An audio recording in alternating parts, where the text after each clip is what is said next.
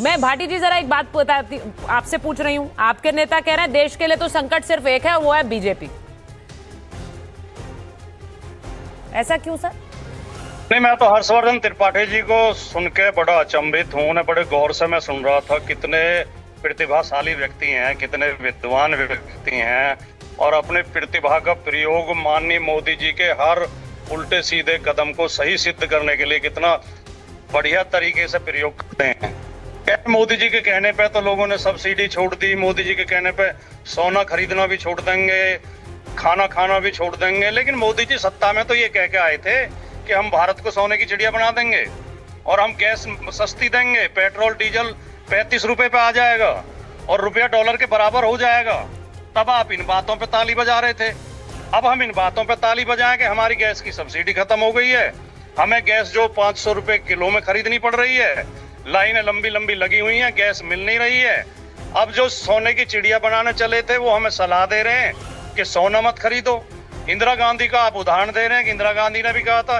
इंदिरा गांधी ने तो बांग्लादेश के साथ युद्ध चल रहा था तब कहा था। किसी प्रधानमंत्री ने अगर नागरिकों से संयम की अपील की थी तो संकट के समय की थी, युद्ध के समय की थी। अब इस समय भारत कौन से युद्ध में, कौन सा संकट है? नहीं, अब सुनिए, अब आप सुनिए भाटी जी। भाटी जी एक बात मेरी सुनिए। आपने ये बात बोली, प्रियंका जी भी इसी बात पर नाराज हुई। आखिरी बात सुन लो मेरे, 2 बात। हाँ ठीक है, बात बोलिए। सच्चाई ये है कि इस सरकार ने भारत की अर्थव्यवस्था चौपट कर दी है, लोगों की जेब खाली हो गई है। लोग परेशान है, बेरोजगार हो गए हैं, महंगाई बेतहाशा बढ़ी हुई है, भ्रष्टाचार चरम पर है। लेकिन ये जो एक मोदी जी ने 18 घंटे मेहनत करके तथाकथित बुद्धिजीवी और पत्रकारों को एक वर्ग तैयार किया है कि इन्हें हर बात पे ताली बजानी है, हर बात पे मोदी जिंदाबाद बोलनी है। चाहे मोदी जी हमसे थाली बजवा दें, ताली बजवा दें, मोमबत्ती जलवा दें, दिए जलवा, मोदी जी वाह, वाह मोदी जी वाह, मोदी जी कुछ भी कहते हैं। सर ये देखिए, ये तो ऐसा समय है, अब एक वर्ग ऐसा भी हो गया है कि जो भी सरकार करे वो गलत ही कर रही है, जो भी सरकार करे उस पे सवाल उठाओ उसको। विपक्ष का तो ये काम तो है सरकार की मैं सिर्फ ये नहीं, विपक्ष का काम सिर्फ ये नहीं है सर। विपक्ष का काम ये भी है कि सरकार कुछ अच्छा करे तो उसमें साथ खड़ा हो, हमेशा विरोध न करे। ये भी एक काम है, ये भी एक काम है, ये भी एक हकीकत है। विपक्ष को खड़े साथ भी खड़ा होना चाहिए संकट की स्थिति में। और मैं सिर्फ ये मैंने आपकी बात सुनकर और प्रियंका जी की बात सुनकर एक चीज मैं सुनाना चाहती हूँ। मैं यहाँ किसी तरह ये नहीं कह रही हूँ कि जो अपील प्रधानमंत्री जी ने कर दी वो सबको लागू हो जानी चाहिए और उस पर कोई सवाल ना उठाए। अब ये देखिए ना, यहाँ विजय जी बैठे हुए हैं। मैंने अभी कहा कि जो कुछ कहा गया वो सबसे पहले विजय शर्मा जी खुद क्यों ना करें, बीजेपी के प्रवक्ता क्यों ना करें, मंत्री क्यों ना करें। कारपूल करके हमें तस्वीरें आनी चाहिए कि 4 मंत्री एक ही गाड़ी में बैठकर जा रहे हैं। सर वो तस्वीर कब आएगी? एक मंत्री निकले तो 4 गाड़ियां ना जाए, बल्कि एक गाड़ी में 4 मंत्री जाएं, ये तस्वीर आनी चाहिए बीजेपी की तरफ से विजय शर्मा जी, तब तो ये बात मानी जाएगी। यही कह रहा है विपक्ष, गलत कह रहा है क्या विजय जी? सुचरिता जी, जब प्रधानमंत्री जी देश को एड्रेस करते हैं तो वो हर व्यक्ति मानता है, 140 करोड़ लोग प्रेरित होते हैं। और इसके मैं कुछ उदाहरण दे देता हूं। जब मालदीव के बारे में मालदीव के लोगों ने, वहां के मंत्रियों ने, 2-3 मंत्रियों ने भारत के लिए अपशब्द कहे थे, तो प्रधानमंत्री जी लक्षद्वीप गए थे। उनकी जो टूरिज्म इंडस्ट्री थी नीचे जमीन के ऊपर आ गई थी। ये प्रधानमंत्री जी मेरे कहते हैं। और भाटी जी, आपको इतनी गरीबों से तकलीफ है, विजय जी मैं बिल्कुल बात आपकी मान रही हूँ। अगर प्रधानमंत्री जी ने अपील भाटी जी सुनिए, भाटी जी सुनिए, आप लोग पहले सुनिए, मैं ये कह रही हूँ आपसे, वो अपील पहले बीजेपी के मंत्री भी करें। यही बात उठ रही है डिबेट में। 1.25 करोड़ के करीब लोगों ने। सुचरिता जी बिल्कुल करेंगे, पहले हम करेंगे। यस। अरे इसमें क्या, इसमें दो राय नहीं है, सबसे पहले मानेंगे हम। अब मैं एक बार आनंद दुबे जी के पास जाऊंगी। भाटी जी हंसने की बात नहीं है, ये गंभीर विषय है। आप मुझे बताइए, एलपीजी सिलेंडर जिनको जरूरत नहीं थी सब्सिडी की, उन्होंने छोड़ के गरीबों के लिए छोड़ दिया, कितनी अच्छी बात है। प्रधानमंत्री जी कोई नियम नहीं लाए। इतना देश आदर करता है प्रधानमंत्री जी का। 10 को बात। आनंद जी जरा बताइए, आनंद जी जरा बताइए, सरकार ने, प्रधानमंत्री ने अपील की, मुझे आवाज नहीं आ रही है उनकी। आनंद जी आपको मेरी आवाज आ रही है क्या? नहीं आ रही है आवाज मेरी, मुझे लग रहा है। आनंद दुबे जी आपको मेरी आवाज आ रही है? ठीक है, मुझे लग रहा है वो थ्रू नहीं है। उनको आवाज प्लीज उनकी चेक कराइए जिससे मैं वापस जा सकूं। लेकिन मैं एक तस्वीर जरूर दिखाना चाहती हूँ। एक तस्वीर मैं ये बताना चाहती हूँ, प्रियंका जी जरा इसको सुन लीजिए। अब यूपीए सरकार में वित्त मंत्री रहे पी चिदम्बरम जी ने सोने की खरीद को लेकर चिंता जताई थी, और चिंता जताई थी तो आपको सुनवाती हूं कि उनका बयान क्या था। उन्होंने कहा था you should not buy gold. सुनाइए जरा। Please resist the temptation to buy gold. And if we can have it for 6 months, 1 year, almost minimal gold imports into the country, it will dramatically change the situation of the current account deficit. आर्थिक संकट से बचने के लिए appeal की थी प्रियंका जी चिदम्बरम साहब ने। उस समय कोई युद्ध नहीं चल रहा था भारत का किसी देश से। प्रियंका जी को स्क्रीन पर दीजिए। दर्शक भी समझते आपने हैं अभी थोड़ी देर पहले ये बात कही कि भाई 71 में तो युद्ध था। चिदम्बरम जी किस युद्ध की बात कर रहे थे? मैडम, डू यू नो अंग्रेजी में उन्होंने कहीं नहीं कहा कि you should not by the gold.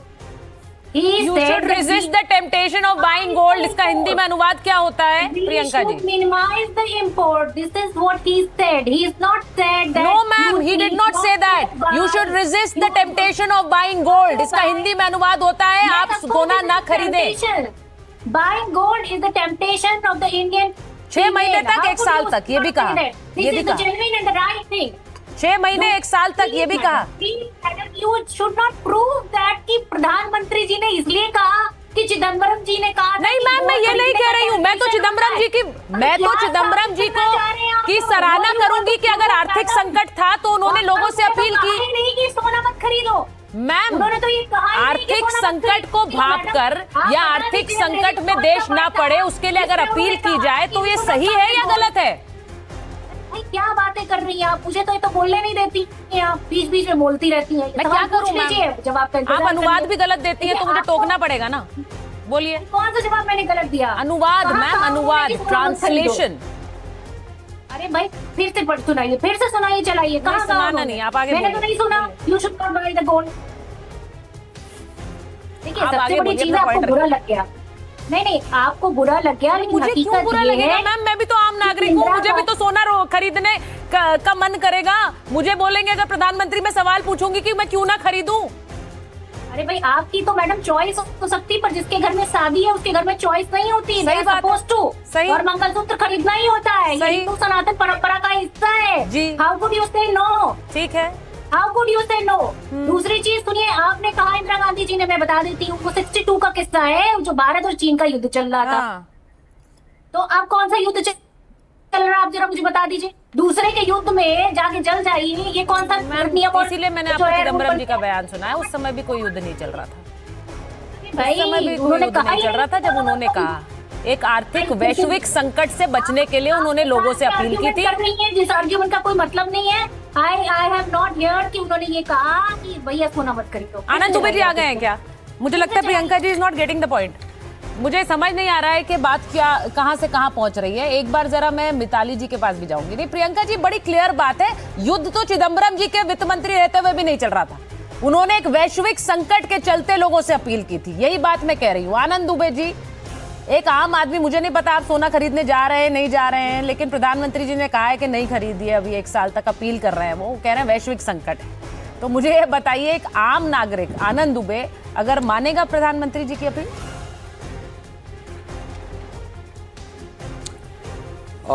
नमस्ते। एक आदरणीय तुलसीदास जी की बहुत महत्वपूर्ण चौपाई है, पर उपदेश कुशल बहु तेरे, जे आचरहि ते नर न घनेरे।